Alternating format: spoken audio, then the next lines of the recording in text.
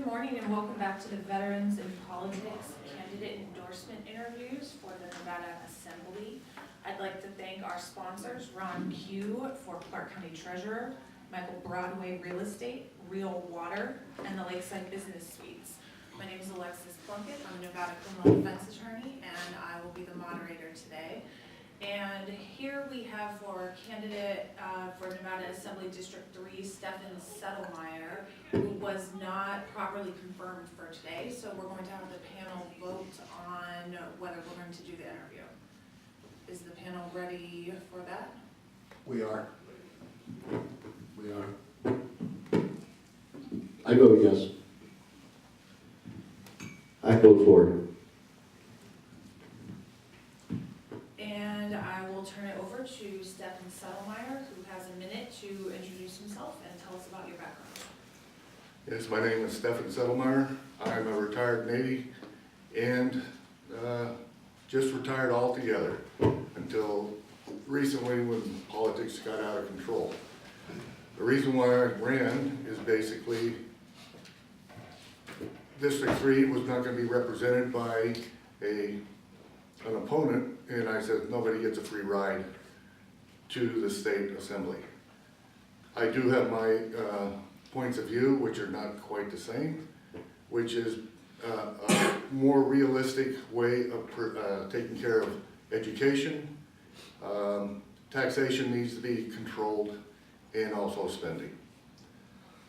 I'm a native for 60 years, which gives me a better qualification than my opponent, and I do hope that that makes a difference in the election, because we need somebody who knows the state, who knows the people in the community they're in. Thank you. Now we'll have the panel introduce themselves and tell us. Robert Foust, United States Army, VIP member. Geraldi US Marine. So, Mr. Sedilmeyer, can you tell us a little bit about your district? What do you think is the biggest problem there, and what are you going to do to solve it? Biggest thing in my district, as I've seen, is that it almost acts like a central part of the city that's run down. Jobs seem to be the biggest thing as far as I'm looking at. The area has no commerce to really speak of. It's so sparse that you literally have to go out of my district to get any food and or merchandise. It's just not there in our community. Geraldi. Stephen, just for the viewers' sake, can you give the demographics of your location of District 3, and what would you say is the major contrast between you and your opponent that is running in some areas? The demographics is from Charleston, and I'm going to make it like a rectangle because it does weave all over the place. But it starts at Charleston on the south side, from Decatur on the east side to Torrey Pines on the west side. Then you just shoot straight north until you hit Alexander. And as far as the difference between me and my opponent, it's age. I don't think she has the experience to understand what she needs to do to make out bills, to understand the community, and make them correct for the community and the state itself. Robert Foust. So, if you're in the state assembly and a vote comes up on transgender restrooms, how are you going to vote, for or against? And why? That's a twofold question. And on both, I would say, no, I would not be for it, on the grounds that, first of all, I'm Roman Catholic. Number two, the school can't afford to be starting to spend money that they don't really have to start changing around rooms to make it accompanied for the transgender. The families that these individuals have should be the ones who turn around and teach the kids. We've had this issue for over 50 years. And it's the family that makes sure that they stay with their own gender. Today, they're not doing it. Jay Geraldi.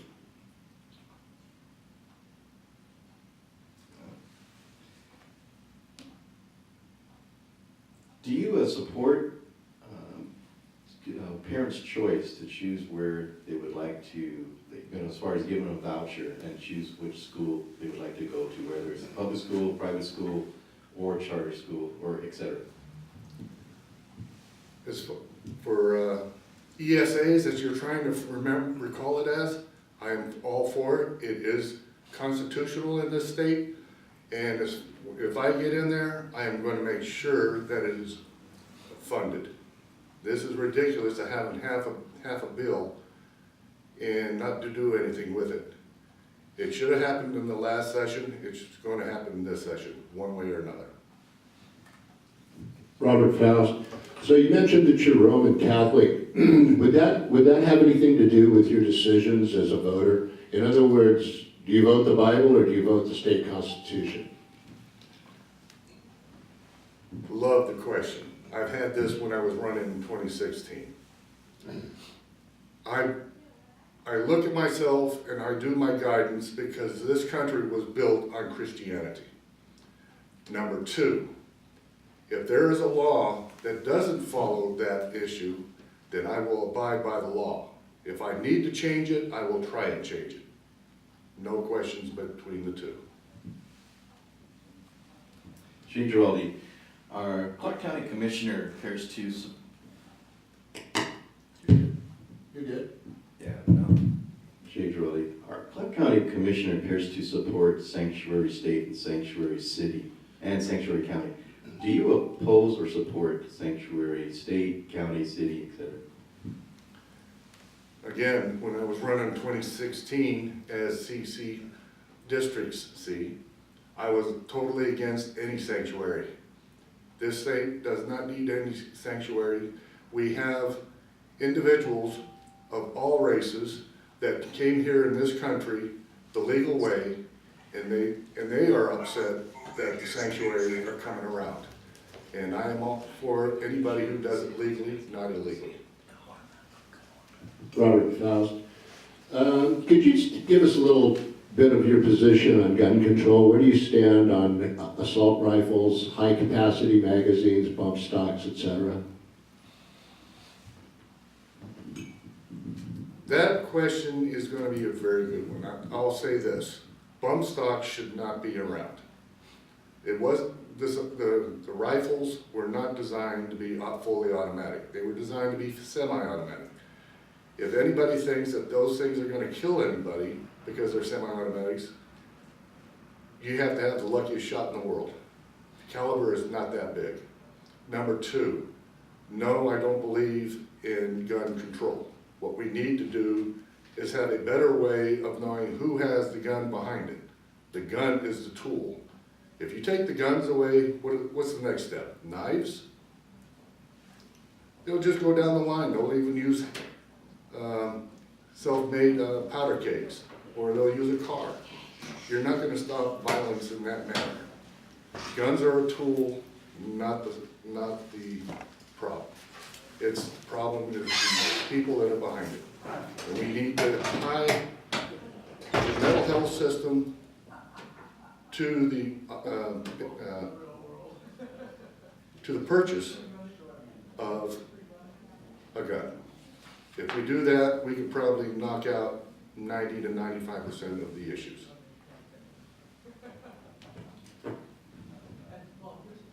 Jay Geraldi, we're living in a time which is opposite of the past, where the judiciary seems to be more of the high commander of the land.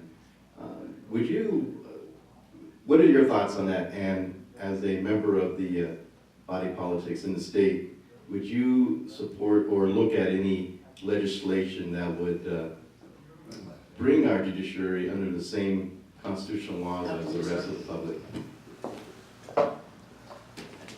by our laws and our Constitution, we should be holding the judiciary, including the Supreme Court, to what their mandate is. Their mandate is to interpret the law, not make it, period. Robert Faust. I had a question and I lost it. So I'll go with another one. Where are you going to be on the rights of I'm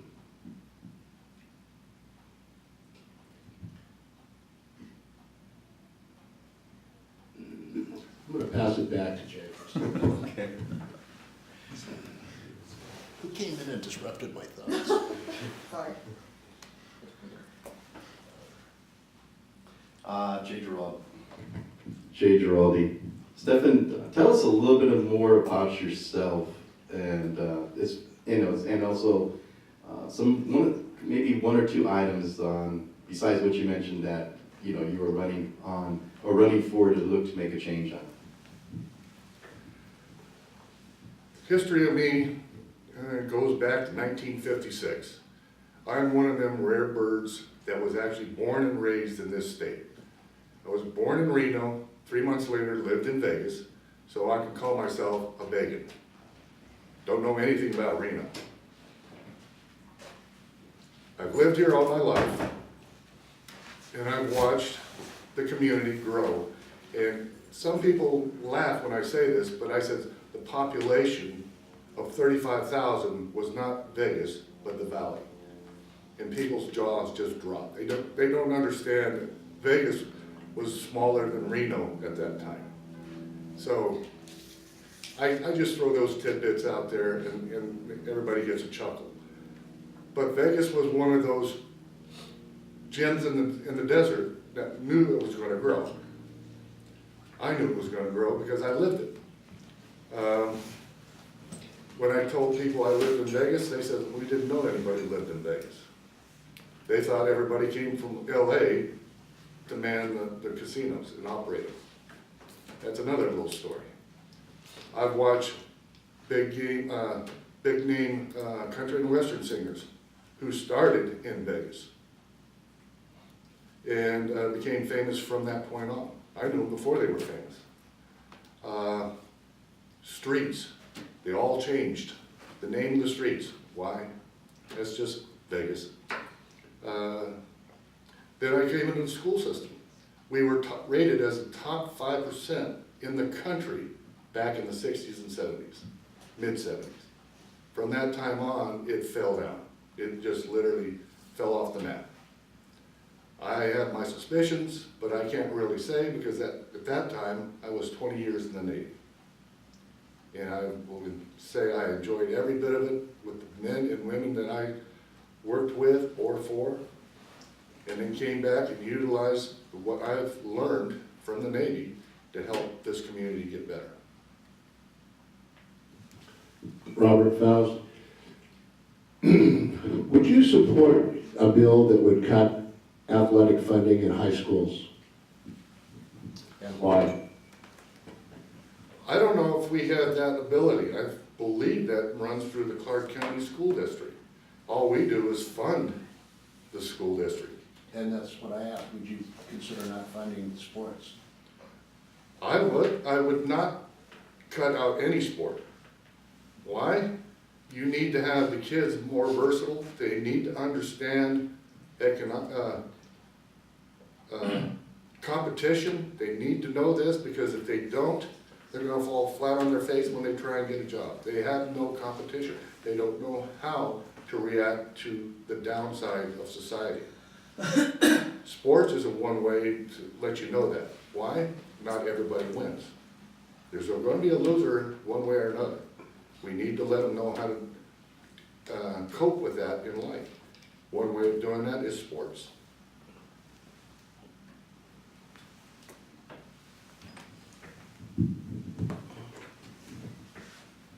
Hi, Mantis. Why do you think is the most important thing to cut funding to? How would you lower tax or or spending, I'm sorry. Lower spending? Well, we need to stop making parks, or in my case, in 2016, that was part of my theme then. We need to stop making horse parks going around a mountain when you have BLM land that's half a mile away. That's a waste of money. We could use it for infrastructure, for assisting kids, or giving the money to the school district that needs the money. Expenditures are half the issue, but getting the income that is deserved in this state is the other half.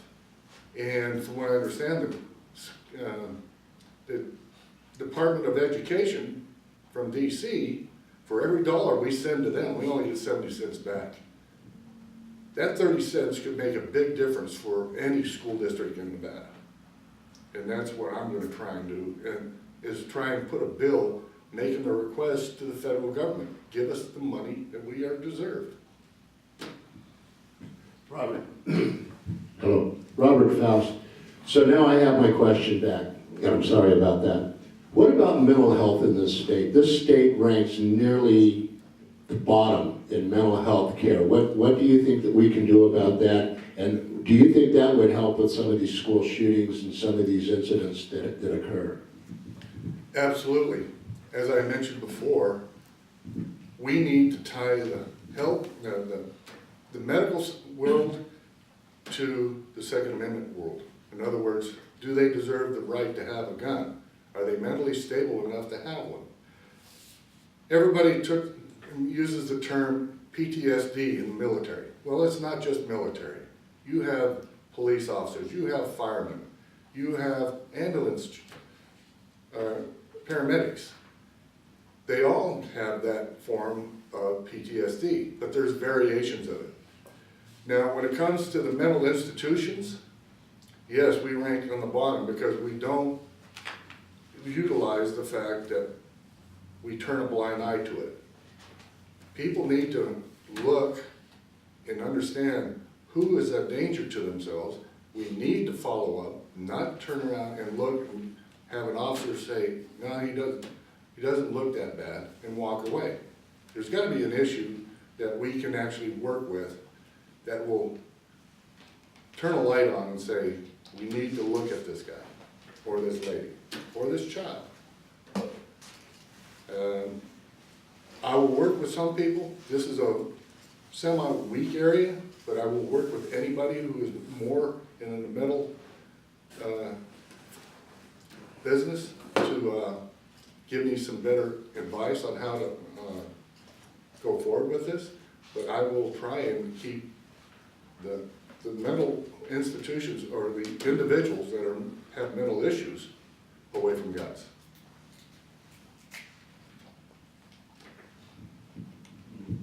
Jay Geraldi, would you be for or against reopening halfway houses to house some of the mentally challenged that was just spoken of, that you're just speaking of?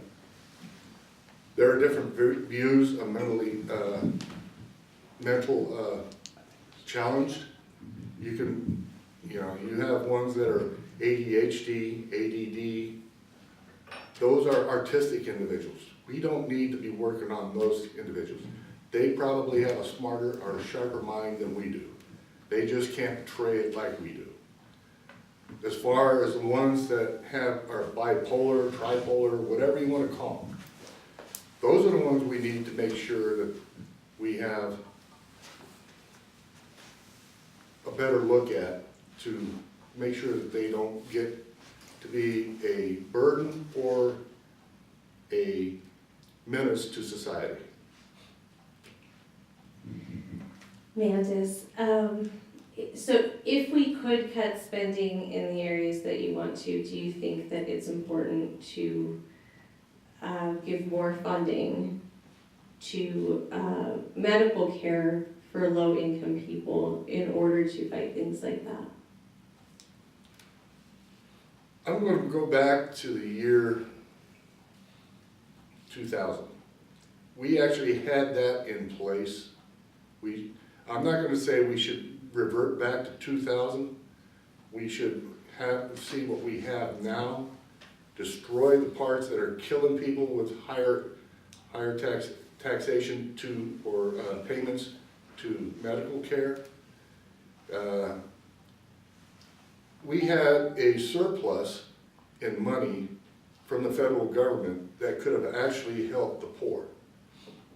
They could, all the hospitals had to do was make a request of the federal government, and they would have probably paid the bill, while everybody else's insurance to medical would have not gone up one dime. We threw that opportunity away. I'm going to back up. 2008. 2008 was the year when we made the big mistake, and we made the mistake of not doing it then, and now we're paying the price today. Thank you. At this point, we'll give Mr. Sedilmeyer a chance to say why he wants the Veterans in Politics endorsement. I hope I can get the endorsement from the Veterans of Politics on the grounds that, as a veteran myself, who understands veterans issues, who also understands that as a resident of 60 years in this great state of Nevada, in the county of Clark, we have a lot of issues and they need to be corrected. I have the experience through the military. I have the experience as a native in this state and county to know what's best for the people of this state. At this point, I would like to thank our sponsors once again, Ron Q for Clark County Treasurer, Michael Broadway Real Estate, Real Water, and the Lakeside Business Suites. And that concludes the interview for Nevada Assembly District 3.